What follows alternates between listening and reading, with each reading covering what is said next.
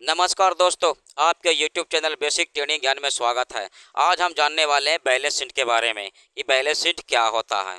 देखिए, balance sheet का मतलब क्या होता है कि कंपनी का अपना क्या है और कंपनी को लौटाना क्या है। जो उसने उधार लिया उसे लौटाना है।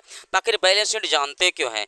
क्योंकि जब भी कोई लॉन्ग टर्म इन्वेस्टमेंट करते हैं तो सबसे पहले हम फंडामेंटल एनालिसिस करते हैं। जो फंडामेंटल एनालिसिस में बैलेंस शीट एक महत्वपूर्ण भाग है। तो हम धीरे धीरे करके हम कीवर्ड की ओर जाएंगे और स्क्रीन डॉट इन पर भी जाएंगे, वेबसाइट पर भी जाएंगे, मगर सबसे पहले की टर्म को भी जान ले कि है क्या क्या है।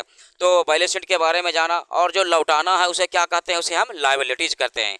तो लायबिलिटीज़ के बारे में जानिए। जो कंपनी को लौटाना है उसे हमें लायबिलिटीज़ कहते हैं। और लायबिलिटीज़ में क्या क्या हो सकता है, तो शेयर कैपिटल हो सकता है, प्रेफरेंस शेयर हो सकता है। तो आपको हम धीरे धीरे करके ही हम बताएंगे कि ये शेयर कैपिटल क्या है, प्रेफरेंस क्या है, ये प्रेफरेंस शेयर क्या है, मैं सब आपको बताऊंगा। तो हमने बताया कि लायबिलिटीज़ को दो भागों में बताया। जैसे लायबिलिटीज़ क्या हो गया, लोन हो गया, डेप्ट हो गया, जो बोल रहे हैं सब, ये हो गया आपका लायबिलिटीज़ हो गया।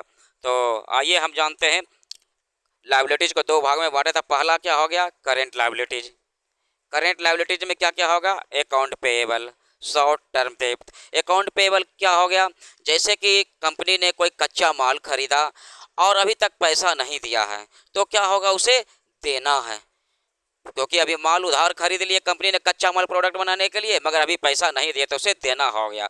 तो उसे देना है तो हो गया, क्या हो गया, account payable. Short term loan जो हमें एक साल के अंदर हमें लौटाना है, ये भी एक लाइबिलिटीज हो गया, जो करेंट लाइबिलिटीज हो गया।